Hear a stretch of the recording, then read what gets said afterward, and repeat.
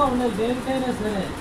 అప్పుడైనా ఒక ఆయన ట్రైన్లో వెళ్తున్నదంట, ఇటు సైడ్ చూసాడు, ప్లాట్ఫామ్ వచ్చింది, ఇటు సైడ్ ట్రైన్ వస్తుంది, సరే ఇటు సైడ్ ట్రైన్ వస్తుంది కదని ఇటు సైడ్ దిగేసాడు గడుచుకుని, ఇటు సైడ్ ఇంకో ట్రైన్ వచ్చింది దిగ్గేసిపోయింది.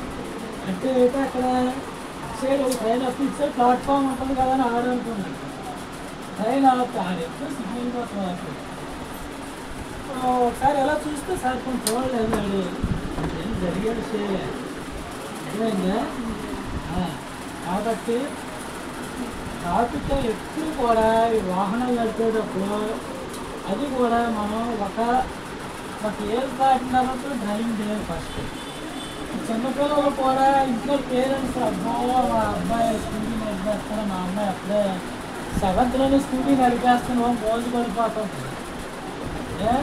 7th అబ్బాయి స్కూటీ నడిపేయడంతో 10th వచ్చినా అది ఏమంటుంది సార్, డాడీ నాకు 10th పాస్ అయితే ఏం చేస్తాను, నీకు వాచ్ కొనిస్తాను, డ్రెస్ కార్ డాడీ నాకు కేటీఎం బండి పట్టుకుంది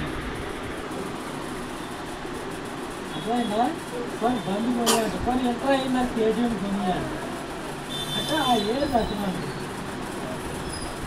అవన్నీ మనం ఇన్ఫ్లుయెన్స్ చేస్తూ ఉంటాయి. అవి పేరెంట్స్ మనం బ్లాక్మెయిల్ చేస్తూ ఉంటాయి. ఇప్పుడు మనం చాలామంది ఐఫోన్ తీసుకుంటున్నారు. వాళ్ళ డాడీ ఐఫోన్ అంటే ఎంత మినిమం మన ఐఫోన్ రిలీజ్ చేశారు.